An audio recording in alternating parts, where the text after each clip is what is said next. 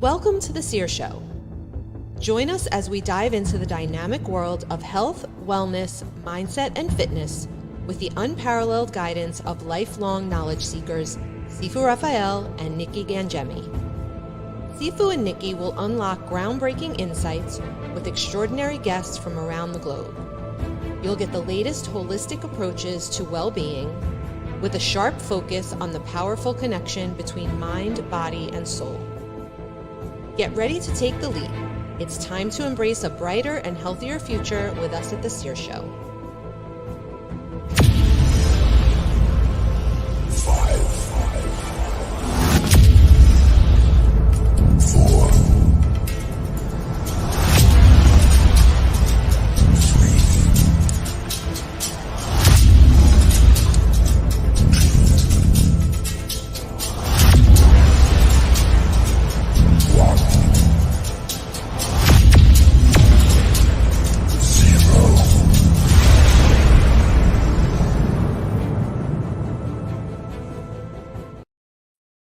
Good morning, Nikki. Happy Wednesday. How are you today?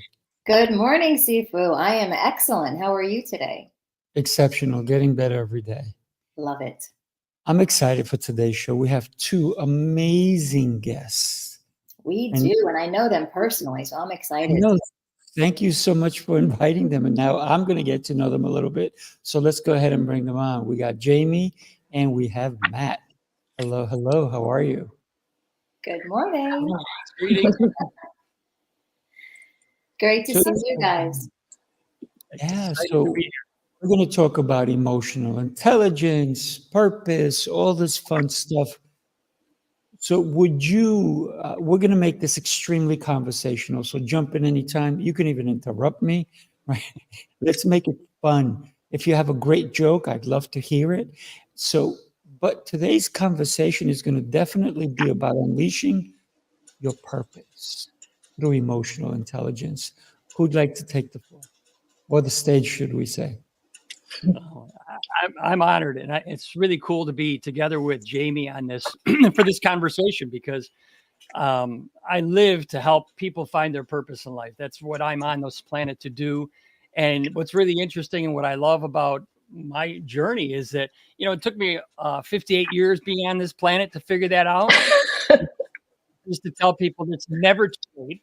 It's never, ever, ever too late to figure out why you're on this planet and how to reach out and just let it happen. And so I'm thrilled that you guys are having us and to have I love to purpose hunt. That's why I'm the purpose hunter. I love being here to help people find their purpose or give them clues and let them get some great insights. I love it. I love it. And Jamie, how about yourself? Well, first of all, thank you again for the invitation. I'm very excited. And Nikki's been on my podcast. Matt is going to be on tomorrow. And Sifu, we're scheduling you. And I think the reason that we're all here is because we all believe in the power of living your purpose. And emotional intelligence is all about understanding who you are and how to develop those great relationships in life. And like Matt, it took me more than 5 decades to really realize not just what my purpose is, but who I am. And I had sort of a Damascus moment a few years ago when I discovered that I'm not my job title, I'm not what other people say I am, and I'm not my trauma or anything like that. I'm just Jamie. And once I figured out that I'm Jamie, then that was the invitation to go inside and say, so who am I really? What do I love to do? And what do I bring to the world and other people? I love it. I already see the t-shirt, just Jamie. Yeah. I love that. Just Jamie. Yeah, all really great questions that you shared, Jamie, because I know I could speak for myself, and I'm sure so many others that we see ourselves from our past experiences and the labels that we've been given. And so just to ask yourself, who am I? Now, I'm not my job title. I'm not my school experience.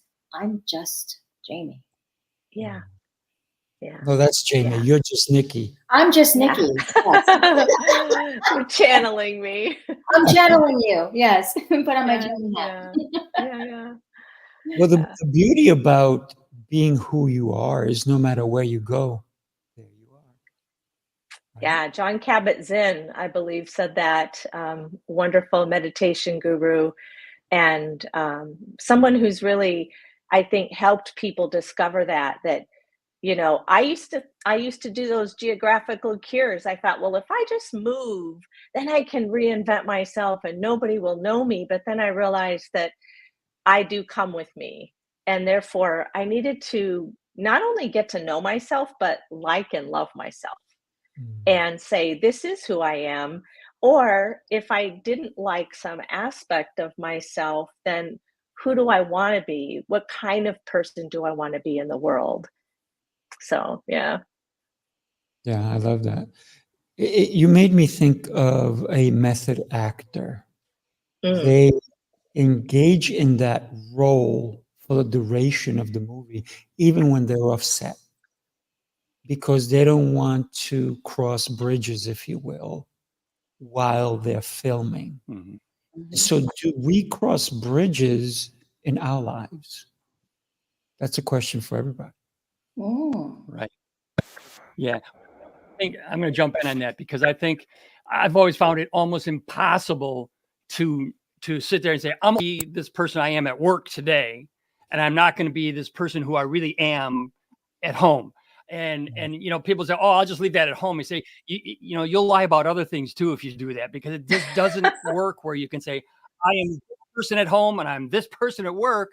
It's who you are. And it's funny, one of the things that had me on this journey of purpose was it's not a matter of finding your purpose, although I always talk about that. I'm the purpose hunter. It's about the purpose finding you. And it's really interesting to me when you are actually yourself, like what Jamie was talking about. When you're yourself, it's like this purpose emerges over here from a totally unexpected place. It comes, it hits you in the chest, and you go, now what do I do? And that's what that to me is an exciting place to be. It's like, what do I do next? Well, yeah, you've just tasted a little bit of your purpose. You've tasted it.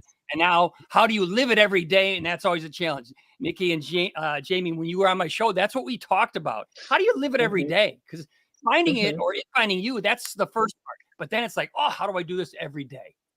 Does that make sense? Yeah. Yeah. I'll tell you, that reminds me of not only living my purpose, but what is my value system? And one thing that I've been really digging into is not just naming my values, but actually defining them. Like if I say integrity is a value, then what does it mean to live into integrity? What does it mean to live that every day? And integrity is important because that's living into my purpose. I was a professor for more than 2 decades, and I resisted doing it because I didn't want to look like the frumpy English teacher with the glasses and the skirts. And guess what? I'm not frumpy, but I was that English teacher who showed up in a skirt, and I used to wear glasses. And I realized that I needed to be a teacher because I had been a teacher pretty much all my life, just naturally. And so when I finally said, I sort of agreed with the universe, yes, okay, you're right, it is time for me to go live into that thing, then that's when all the dominoes fell into place. And then when that time was done and it was time for me to live into a different dimension, I guess, I went to divinity school and I became a chaplain. And that's how I ended up being a coach and a positive intelligence coach, because that became another way for me to live into my purpose, which was to serve people in another way. Wow. That is huge what you said, Jamie, about your values, because they're the most important things to us and they motivate us. And I know that I have done a lot of work around values. And when I say that I value something and I don't be that value, if I say that I value fun, let's just say, and there's a part of me that resists fun because there's some negative from the past, then I experience conflict and I move away from my goal. So it's really important for us to spend a little bit of time. What you say you value, show up and be that. If you value love, are you being a lovable person? Right? So How interesting. Go ahead, Sifu. I was going to say what I go for it. You're on, Matt. Okay. Right. What I was going to say was that I'm shocked at how many people really do not have an understanding of what's most important to them in each one of their arenas. Mhm. If you're going to try to have a value, or do you have a value, do you have an understanding? And this is the self-reflection thing that comes in, and it's something that I never realized. I just enjoy going deep really quickly with people and conversations to really let them uncover what is it that's most important to you. Because what's most important to you, and you get excited about that, that's what gets, that's how you inspire other people you meet. And I think that a lot of people are going, oh, am I boring you with this? I'm going, boring me? I'm inspired when you get excited about Yeah. something, but have you identified what's most important to you along the way? If you haven't, it's really hard to stay focused on that value and then to actually figure it out. Because if you're going to live your purpose every day, that's the key. And most people Mhm. don't know, oh my gosh, what's most important to me in this arena that I happen to be operating within. Does that make sense? Absolutely. You know what I love, Matt, that you just brought up is deep conversations, and it shows your emotional quotient, if you will, because you're bringing something that most people don't, and that's listening. So I can dive. Mhm.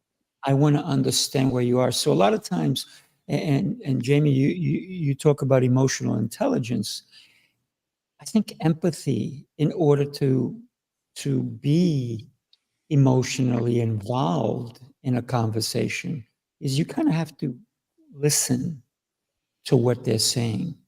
And even sometimes if we don't agree with them, we can still respect them for their value. Right? A lot of times we forget the little things in life, which is just listening. Yeah, you just hit the nail on the head. And empathy is probably one of the most important aspects of, I think, a solid, healthy relationship. Empathy for yourself, for when you make a mistake or whatever, and empathy for the other person, like you say, which involves that deep listening. And I think oftentimes people are thinking about the next thing they want to say, and then you didn't hear anything the other person said. You just heard it through this filter of, this is what I'm going to say next, versus suspending that desire to jump in and just listening with curiosity and saying, okay, wow, I didn't think of it like that, and that must have been really tough for you, not trying to solve people's problems, not that they want you to anyway. So yeah. Right. Mhm. Yeah, we don't want to be fixed, right? Well, Yeah, there's well, I'm nothing going to to throw fix. another word out there, because I think something that goes right with that is vulnerability. And I'm Oh, going to tell yeah. you, the vulnerable, as far as emotional intelligence, I believe anyways, if a person is not willing to be vulnerable to whoever they're with, Yeah. good luck on them getting to let other people know who they are. And the listening part of that and the vulnerability part of that, how do you separate those? Jamie, I don't know how you separate those two pieces, because I think it's really almost, I don't want to say it's impossible, but how do you do that? If you're not vulnerable yourself, you can listen Mhm. honestly with someone else. Yeah. I think vulnerability gives people permission to be themselves, because, as somebody else said one time, he said, well, now that you've opened your kimono, I'm going to open mine. And so I had shared something personal with him. And this is a professional relationship. I actually met him on LinkedIn through somebody else. And then we became friends, and we developed a deep respect for each other because we were able to just be honest about where we were, what we want, how we help people. And we discovered so many commonalities because we were able to just dive in and be vulnerable. And that doesn't mean tell everybody all your problems, but it does mean, here I am, this is who I am. And I'm a human being who's made mistakes and has been through some rough times, and but that's what made me me. Oh yeah. Yeah, you said something really powerful, Jamie, about giving yourself permission, right? Permission to be yourself and even have some grace towards yourself. I know for myself that I have tried to be other people with the intention to be more accepted and liked. And then I'm out of integrity with myself, because that's not being true to me and true to my values. So it's taken a very long time to say, this is who I am. You can like me. Great. I could not be your cup of tea. And that's great too, because I'm not for everybody. Mm-hmm. I want to give a quick shout out to some of the people who are listening to us. Enrique Acosta Gonzalez, thank you. Dominique Levesque, thank you. And Michael Faber. Michael Faber said this is so, actually, let me grab his post. What he said is so good. Simple 2 words, so good. And what I love is that everyone is awesome as usual. So consider, we all have a shadow, but so many of us try to run from it. But no, even if the sun is not shining, you still cast a shadow. So instead of running from it, play with it, be it. So allow your shadow to show up wherever you go. And that is your kind of what makes you. We may not even consider a shadow, but when I move my hand and it moves, it's like, wow, that's pretty cool. And it's also incredible when you see a cat or a dog see themselves for the first time in a mirror. Yeah. They're like, who is that? And they're like, oh, they want to attack. And it's so funny if you ever see with some of these videos, they start growling really mad. But we do that when we look in the mirror and we judge ourselves negatively. You know what? Oh, I'm too heavy here, or look at my nose, look at my ears or my hair. Yeah. What would happen to all of us if we could not see? Would we still have that respect for ourselves? If we were all blind, we wouldn't be able to judge people we can only judge based on only what they say. So the words and probably their actions. But we judge so quickly without knowing even about their shadow, which is the deeper part of a person.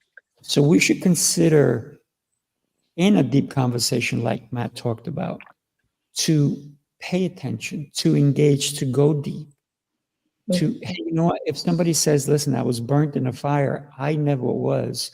I might have been burnt by hot water or something like that, but I was never in a fire to be burnt or have that experience.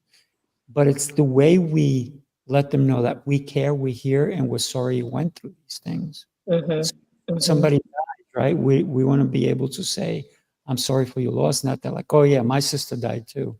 No, that's not the right. So we have to understand that when we speak, those words catch. Right. You know what else is interesting about what you just said is that I have a feeling that most people, there are clues right in front of their face. So much right in front of their face. It's like this. It's like they're trying to look for this thing, and this thing's following them around. They're going like this, and go. I step back and I'm pointing this, going, do you know there's something right in front of your face that is actually who you are? That's actually why you're on this planet, and you are so enthusiastic and passionate about it that inspires me. And then it allows your relationship to go another level, but it's right in front of their face. Why is that? Why? It's like that shadow. It's like, where is that? It's right in front of your face. And I think that's what I like to do is I like to make people think so deeply that they actually reflect on that thing that they haven't thought about. Yes, Matt, that is awesome because sometimes it does take somebody else to see it. I know people, when I get to talk about things like my writing or the dancing that I do or whatever, they say, Jamie, you just lit up when you talked about that. And I'm like, oh, okay. I didn't even realize how passionate I was about a thing. And I have to just tell a very quick anecdote. When I was teaching, one of the courses I taught was Intro to Literature. And of course, I love literature. And so I brought that passion to the classroom, and most of my students were not majors in English. It was a course they took on their way to fulfill their general ed requirements. And this one student wrote in the eval, you know, you were so passionate about literature that I actually went out and bought a book because I felt like I wanted that too. And I thought, yes, then I did my job. Mm-hmm. So yeah. If we impact one person, right? That's all we really need to do, right? Right. I know that's what you were going to say, Matt. I could tell. Oh, and it wasn't. And it's, I think it's a responsibility. Think about this. This is a bold statement. I think it's a responsibility for every single human being to allow other people to feel what you're passionate about. Not just see it, but feel it. Because if they do, they will be inspired. And if they don't, because you didn't do it, you might be the only person that could actually, you might be the only person that's keeping them from finding their purpose or being inspired by you because you didn't get excited. Yeah, so you're giving themselves a gift by being yourself, being who you are, showing that excitement and passion. It's a gift to somebody else, and it doesn't cost you anything. Oh, man. Yeah. Absolutely, you're dead on. Consider what we do every day, how we do it, and why we do it. So that really comes down to the thoughts we have. Speaking with knowledge based on just blurting whatever comes to your mind at first.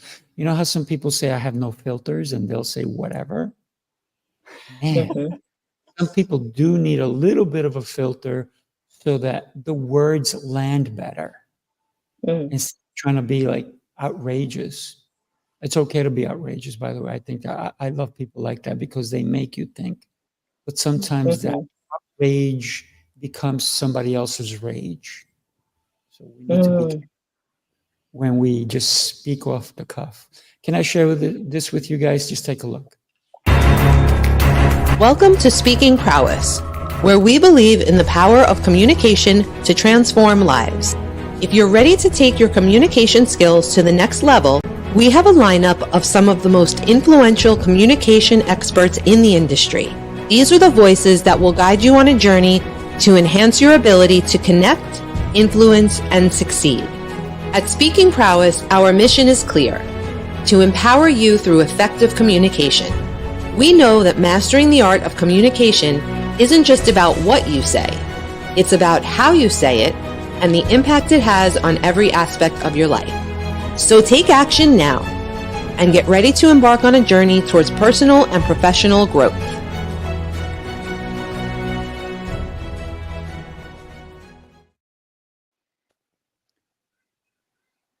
Thinking about even the video we just watched, see the impact that words have. I love that little boy who's just practicing in front of the mirror. And one of the things that public speakers should not be the only ones practicing in front of the mirror. It should be all of us. It should be probably when you're in front of the mirror, just to have that conversation with yourself and say, man, you're awesome. You're beautiful. It doesn't matter what anybody else thinks. But you can also say, hey, you know, it's going to be a tough day, but you got this. Finish the day, we're going to be happy, no matter how tough it is, that we're alive. So we should have that conversation daily. The question I have for everybody is, do you, or do we forget? Well, that's an awesome, do we forget how, if you're not aware of what's most important to you in your mental arena, which is what you're talking about, if you're not aware of that and you want to try to bring that forward, it's like, how do you try to live something like that every day? If it's not in front of your, if you're not that familiar with it, I call it having a compass. And the compass you have, if you've designed it for yourself, is what is most important to me. I've put words on it. And in my mental arena, I know this. So I can actually look at myself in the mirror and then say, if I'm not that, I can be that. Or how do I make sure I'm still that? Or which way do I go with that? And I love that, what you just challenged all of us, which is, if you're not sure within your own mental arena what that looks like to be the ideal person you want to be, good luck trying to make sure you're on track with that. Yeah, that goes to intentionality. And Sifu, you mentioned it, and Nikki and Matt. The idea is not to just fly off the cuff, not to just not really consider, again, who we are, what makes us happy, what brings us joy, and how we bring that passion to other people. But it does involve self-reflection and self-awareness. And so it goes down to values. And the other thing is, Matt, when you were talking about helping people find their purpose, I think underneath a lot of the problem is fear. Fear of what might happen, fear people won't like us, fear that we're not going to be good enough. And if we can uncover the fear and embrace it and say, yeah, I am a little bit afraid, but I'm going to do this thing that makes me happy. I'm going to figure out a way to do it, not to just pretend the fear doesn't exist or push it away, but part of that shadow is the fear. So Absolutely. embrace it and acknowledge it and Yeah. make friends with it. Yes, embrace it and make friends with it. You know, I had this thought the other day, and this came to my mind as you were all talking. Raise your hand if you've heard somebody say, I'm my own worst enemy. I get in my way. And it's like, it's become acceptable socially because it's almost universal. And I thought to myself, what if I decided to make friends with myself? Like, that's a new thought that I had. What if when I woke up, we're talking to ourselves anyway, right? What if when I woke up, I said, good morning, beautiful. Imagine that. Like, you know, instead of, oh, I'm so tired, I should have got to bed earlier last night. I say this all the time, right? If we're going to have this dialogue, you're laughing, Jamie, because you probably I am, because I said that to myself. every day I say, oh, I said I was going to go to bed earlier and I didn't. You know, and we talk to ourselves not nicely, right? So what if we started just being our own best friend? What would change for you then? Oof. Yeah. Can you imagine you was in say beautiful and you go, who, me? You're talking to Who, me? me? Yeah. Where? Yeah. Maybe that's what we have to start because we don't believe it. Mhm. But the more, listen, when somebody tells a lie, the more they tell the lie, the more they believe it. So instead of lying, why don't we say the truth Yeah. and look in the mirror and just say, I love you. I love you. That's it. Maybe you don't believe you're beautiful yet. Maybe you don't believe you're amazing, but show that self-love. Speak those words, but don't just do it in the morning. I mean, anytime you look at a mirror, oh yeah, look at me. And why do you think fashion models do that? Anytime they pass a mirror, a bodybuilder, what do you think they're doing? They're like, right? So they are giving into the idea that I am the best thing in front of you. I am amazing. Start with that. And maybe channel your biggest champion. If it's your best friend or your child or a sister, brother, whatever, channel that person and think, why are these people in my life? So if there are wonderful people in your life, chances are they think you're wonderful too, right? And so remember, what kind of company do you keep? If you keep the kind of company of people who bring you down, then maybe you need to go find different company. But if the people that you're around nourish you and fulfill you and make you happy, chances are they feel the same way about you. Right. So embrace that. I think as a coach, what I do, and I know everybody on this call does as a coach, you know, a good coach allows you to see some things in yourself that you can't see by yourself. And what I've learned is when I have somebody who has actually read my book, Purpose Hunting, and they go, I know that some people have never even brought it up, and I'm going, that's really weird. Tell me I'm crazy. Tell me I don't know what I'm talking about, or tell me it made sense. And a lot of times because my book forces them to look in the mirror. And when they don't like what they see, that's the point, is if you don't like what you see, you can change and make, who do you want to become? Who's the ideal person you want to be? And a lot of times you don't have a coach that helps you, guide you on that. it's really a difficult journey by yourself because you get stuck with, oh, look at that, see a role here, this, that, but like you said, Sifu, if you say it enough times, you're going to believe it. That's why I'm only 39. Hey, the calendar says I'm 66, but I don't ever listen to the calendar because I feel like I'm 39. I say it all the time. And you know what? I actually feel that way. I don't look, I go look at who's that guy in the mirror? It's not me. Does that make sense? I don't know if I'm resonated. That's what I see. You know what I see? I see a better version than yesterday. Perfect. Oh, yeah. It is. Uh-huh. I love that. In the 4 agreements, the 4th agreement is be the best person you can be. So be impeccable with your word. It's not about you. Don't take it personally. And think about, who you want to be in the world. But the 4th one is be the best you can be. And if Monday is awesome and Tuesday may not be perfect, that's okay. That's the best you could be on Tuesday. But Wednesday's another day. And so just bringing your best self and knowing that it's not going to be the same best self every day, that's okay.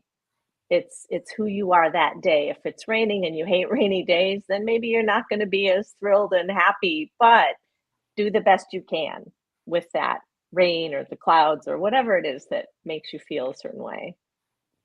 Yeah, it's that 1% improvement, just a little bit each day, and celebrating that. Sometimes it's not even 1%, it's 1/10%. Yes. Yeah. And that's good too. Yeah. Yeah. We're good enough, right? Enough. Let's consider, we've been talking about the self-talk. Let's consider when others talk to us. How are they talking to us? The words they use, the language they use, the way they speak it, the actions that they take towards us. How do we navigate those waters? Maybe they have no intelligence when it comes to emotion. Do we always take it personally? Do we say, hey, it's really not about me? It seems like that person has a problem. Because being thyself is probably the most important thing you can do in this world. And that's why I always say, take care of you first. That's why the airlines say that too. That's why any situation calls for you to take care of yourself so that you can help people. And I know that everybody on this panel is talking about that exact thing, because if you learn something and you don't share it, being selfish or selfless. Now, if you share it, what are you being? So anytime I encourage people not to keep it to themselves. So for example, that's an actual $100 bill. Why do I keep it there? Because I realize that $100 bill is not mine. It belongs to someone who needs it more than me. That's why I put it there. That's not my 100. That was temporarily my 100. And I need to give it away so I can make room for 1 billion of them. Not 1 million of them, but 1 billion of those bills. So in order for me to take care of me, I need to take care of others. And that will help me and align me with my purpose, as Matt talked about, right? Absolutely. That is so interesting you're saying that, because it's almost like that's the ace. I'm not a poker player, but if I had an ace in my hand up my sleeve, my ace would be what you're talking about. When they're struggling with, I'm not sure what my purpose is. I actually don't know, but I'm not sure. Most of the time they have not thought about who can you serve with your gifts and your passion.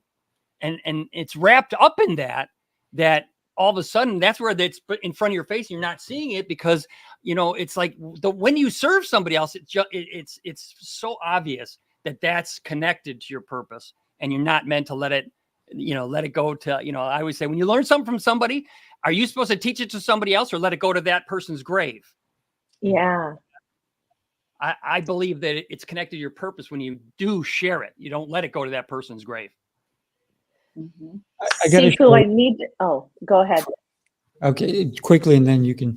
So, my great grandmaster, I teach Kung Fu. He did something extremely ordinary, actually, extraordinary. He knew so much because he, at the age of 8, was put into a monastery and he lived in it and he trained and trained. And one of the styles that I know, he was not allowed to teach it till he was 40 because he was too deadly. And he was not responsible enough to learn that style. When they realized, okay, you're 40 now, you seem more compassionate. Now we're going to teach it to you so you don't go killing more people.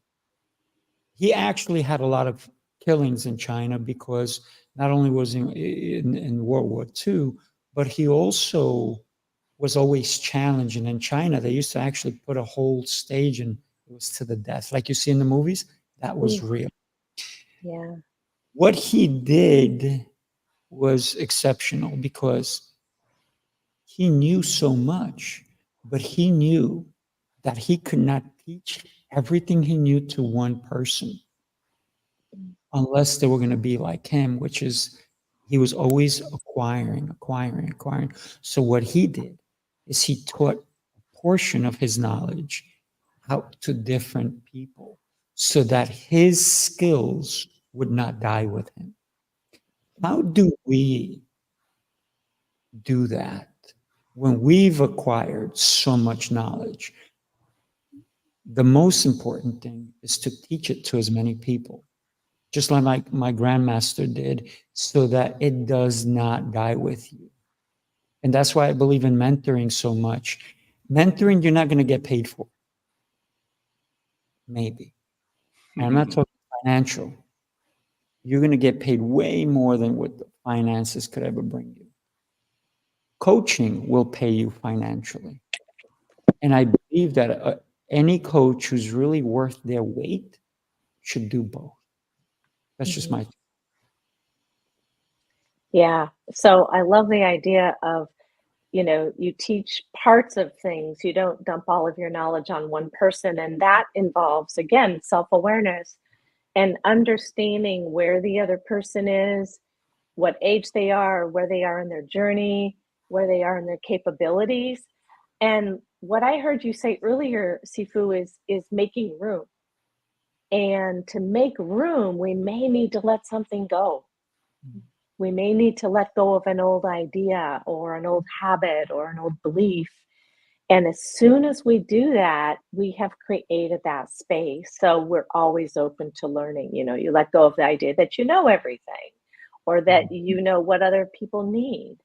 And then once that space is created, who knows what can come in there? That's right. You make space. Yeah. I like to call it, Jamie, and you guys have heard me say it, but my life philosophy, I call it elephant philosophy. The elephant philosophy is, how do you eat an elephant, Sifu? Well, you know what? Any big project, one bite at a time. And so I'm not hurting real elephants. This is a metaphor, but it's a metaphor that works for everything I've ever done in my life. You got to break it into little pieces. And if you're teaching lessons, and Nikki, you made the comment too. When water gets over your nose, you're overwhelmed, right? When life's water goes like that, and when you give them too much information without being aware of what they're taking in, they get overwhelmed. And then when they get overwhelmed, they get paralyzed, and they do nothing usually.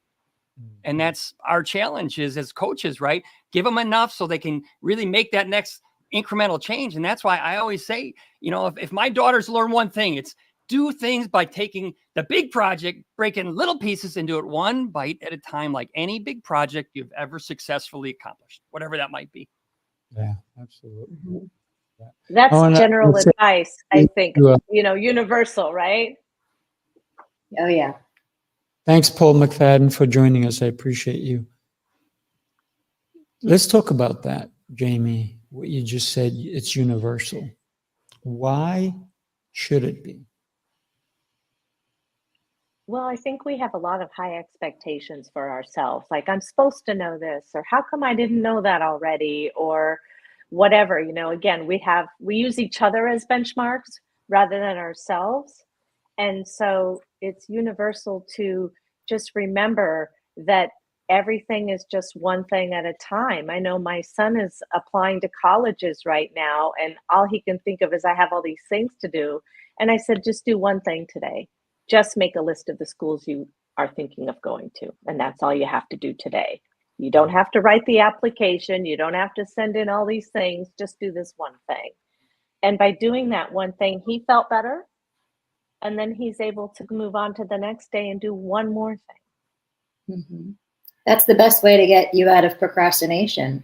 Because when we feel overwhelmed, like Matt said, the water is up to here, then we don't do anything. And then we can, if you're hard on yourself, beat yourself up, right? Oh, I didn't do that. I said I would. So it's like, what's one small thing I could do today?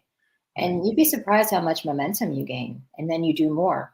That's it. And the other part of it is, see, for what you said, why universal? What's really always helped me is having the perspective that it's a much larger than me. Mm-hmm. It's much larger than me. And the universe obviously is much larger than just me. But what I love about understanding yourself more is then you're able to actually see other people in the universe that actually really need your help or are struggling with that.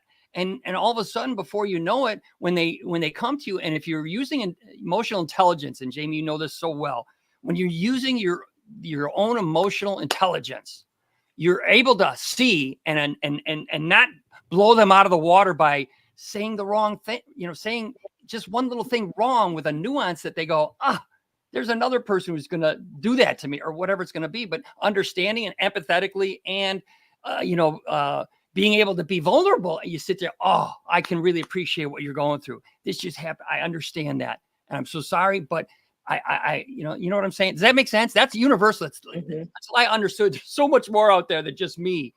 But that's what I'm called for, because there's so much more out there, I think. I like telling people that we all live in our own little world. My world, all of you live in your world, but we have a world that we share. Mm-hmm. Therefore, let's make sure our world is sustainable, that it's viable, that it's got full of energy, so that I can give to the world we share together. Because it's so easy to get into that bubble of our world, to stay there, to stay home, to sit and watch TV all day, to eat all the junk food. It's easy. Wouldn't it be awesome if you can eat all the ice cream and chips and cookies and you would not get unfit? Wouldn't that be amazing?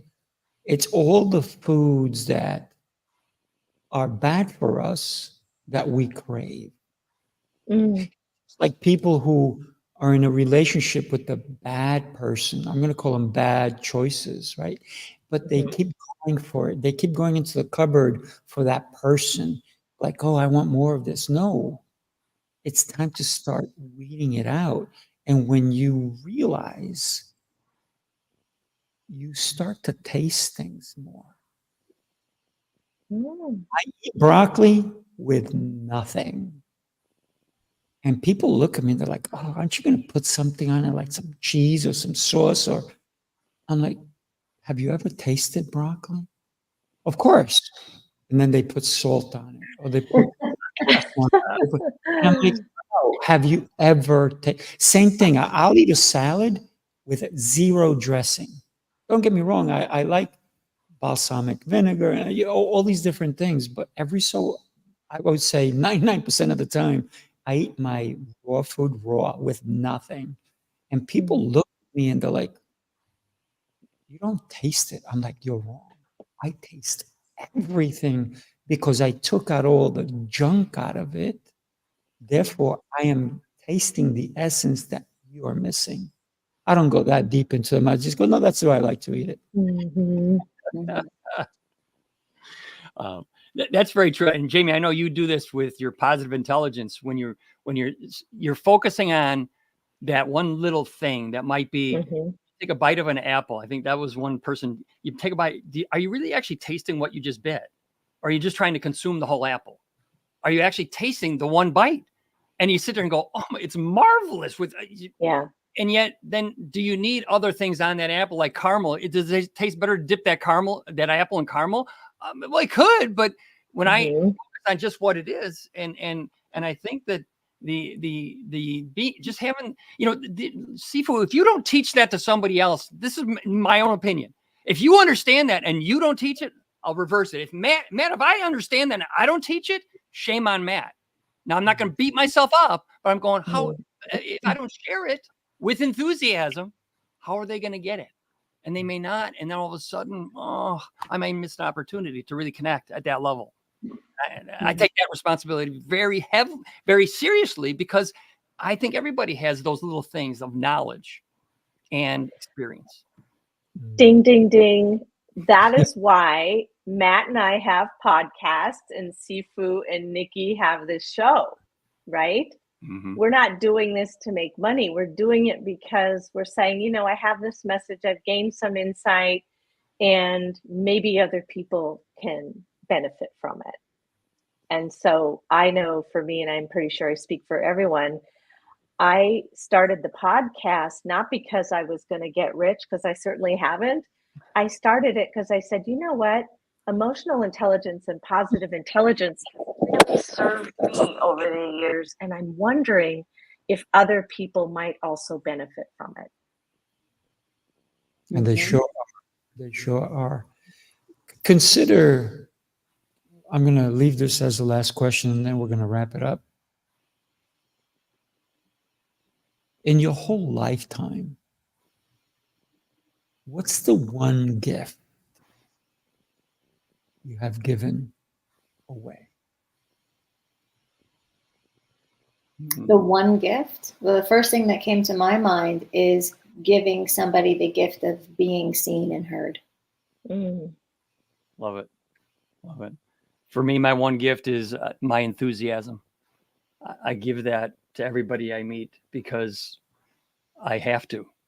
If I don't, I'm stealing an opportunity for them to be inspired just because they met me. And if I don't share it, so my gift is my enthusiasm. Well, the first thing that came to my mind is love. And that love is for myself and the love for the other person. So even if I don't necessarily like them, we're all a part of each other. And so my gift is just to give you love. Love it. Love it. Me personally, I believe that the one gift is communication. This is why I created a platform on communication. This is why I have 6 podcasts. This is why, for me, I listen intently. And it's not about what I'm going to say because you're talking and I'm just thinking, what can I say next to seem bright? No. Sometimes silence is gold. Mm-hmm. Yeah, silence is powerful. Mm-hmm. And it's very uncomfortable to the other person many times, but maybe more so for us, but we just zip it. And I know it is for me. Especially in a sales call, right? Silence. Yeah. I want to thank you both. Nikki, always a pleasure doing the show with you. I'm so happy you said yes. You didn't say yes to the dress. You didn't say yes to my proposal, but yes, you did. You said yes to being my co-host. So I want to thank you for that. You're welcome. And thank you. I love this. I love having these conversations that matter. So thank you all. Everybody have yourself the best day ever, whether it's afternoon for Tito who joined us, right? If you are not having your best day, stop right now. Click your finger and say, from this second on, I will. Thank you, everybody. Do me a favor, you guys hang on. We're going to say bye to everybody. Bye, everybody. See you. Take care. Bye-bye. Thank you so much. All right. Appreciate it.